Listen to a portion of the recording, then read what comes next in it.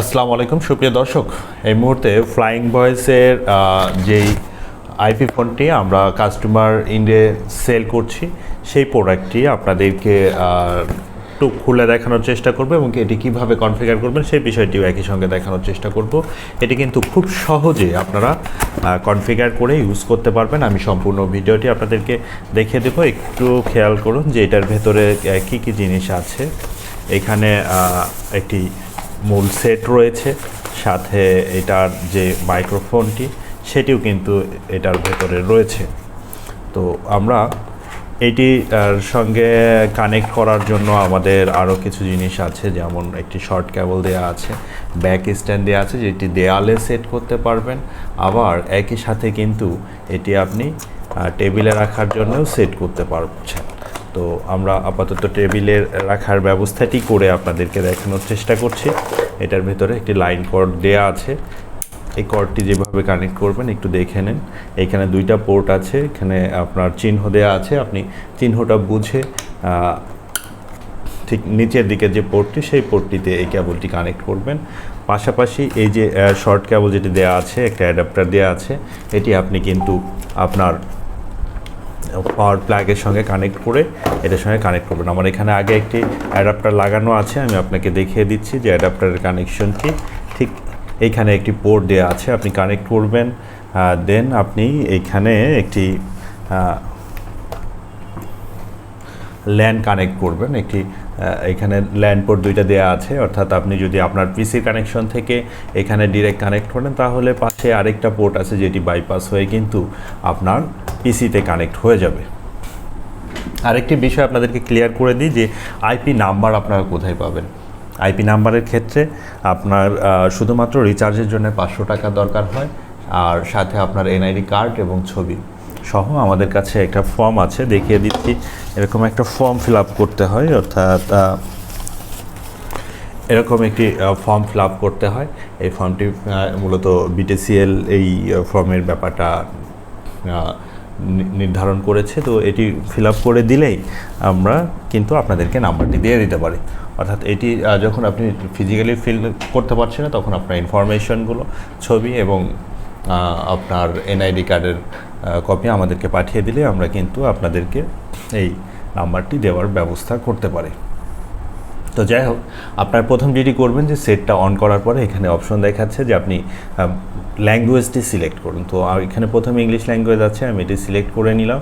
এবং এই সেটটি কিন্তু এই মুহূর্তে ডিএসসিপি মোডে আছে, অর্থাৎ আপনি রাউটারের সঙ্গে কানেক্ট করার সাথে সাথে আপনার রাউটারের যে আইপি ব্লক রয়েছে সেম ব্লকেও একটা আইপি নিয়ে নেবে। আপনি এখানে স্ট্যাটাস আছে, মাই স্ট্যাটাসে গেলেই আপনি এইখান থেকে দেখে নিতে পারবেন যে আপনার এই সেটটি কত আইপি পেয়েছে।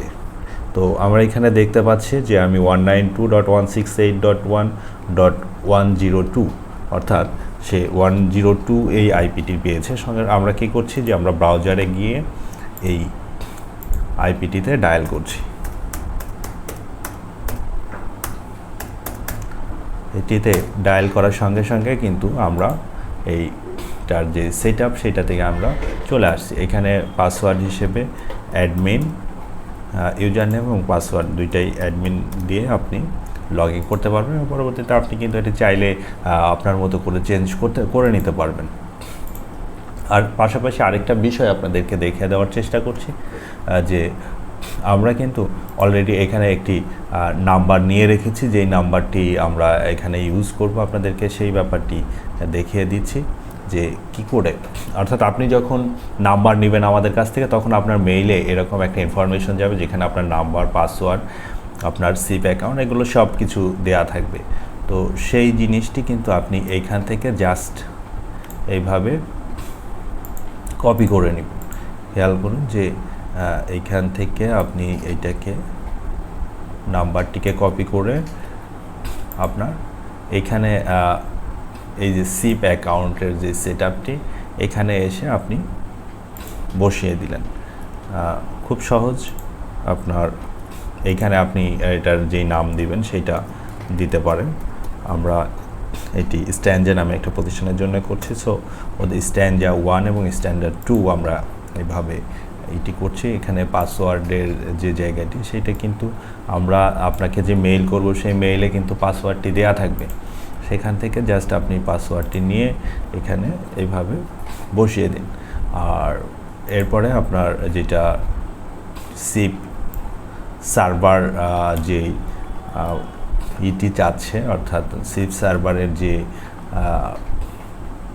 আইপিটি আপনার দরকার হবে বা অ্যাকাউন্টটি দরকার হবে, সেইটি কিন্তু এখানে প্রক্সি সার্ভার বা আউটবাউন্ড সার্ভার এবং ব্যাকআপ বাউন্ড সার্ভার এগুলোতে আপনি বসিয়ে দিন। বসিয়ে দিয়ে এটিকে জাস্ট সেভ অ্যান্ড অ্যাপ্লাই, এই সহজ কাজটি করে দিলেই কিন্তু আপনার এই সেটটি অলমোস্ট রেডি হয়ে যাবে। পাশাপাশি এটা আপনি ইয়ার জন্য এটার টাইম সেট আপটি আপনি সহজে করে নিতে পারেন। এটার টাইম সেট আপটির ক্ষেত্রে কিন্তু সহজ বিষয় রয়েছে। দেখেন এটা কিন্তু অলরেডি স্ট্যান্ডার্ড 2 অ্যাকাউন্ট অলরেডি এটি হয়ে গেছে, মানে ব্যবহার করার উপযোগী হয়ে গেছে, অর্থাৎ রেডি হয়ে গেছে। তো আমরা এখন থেকে কিন্তু এটি ইউজ করতে পারবো। তো যাই হোক, এই ছিল অ্যাকচুয়ালি মূল বিষয়। আমরা এখন এইখান থেকে একটি কল দিয়ে আপনাদেরকে দেখানোর চেষ্টা করি।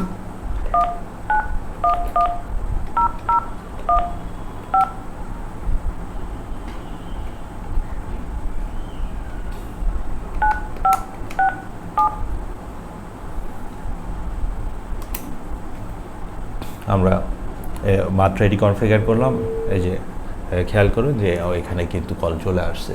সো এখন কিন্তু এখান থেকে আমি কথা বললেই এটা চালু হয়ে গেছে, অর্থাৎ আমরা কথা বলতে পারছি।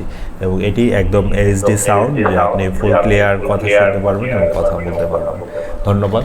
এই আইপি ফোনের আরেকটি বিষয়, এটি কিন্তু আপনার অফিস বা বাসার স্ট্যান্ডার্ড মেনটেন করে। অর্থাৎ আগে যে ব্যাপারটি ছিল যে আপনি অ্যানালগ যে টিএনটি নাম্বারগুলো ছিল মানুষ ইউজ করতো, সেটি কিন্তু এখন চেঞ্জ হয়ে গেছে। এখন ব্যাংক সহ যে হোক কর্পোরেট অফিসে আইপি নাম্বারটি ইউজ করা হয়। সো এটি আপনারা করতে পারেন। ধন্যবাদ। এটি আমাদের কাছে খুব সহজে পেয়ে যাবেন এবং যে কোনো ধরনের সহযোগিতার জন্য আমাদের হটলাইন নাম্বারে কল দিলে বিস্তারিত জানতে পারবেন। ধন্যবাদ।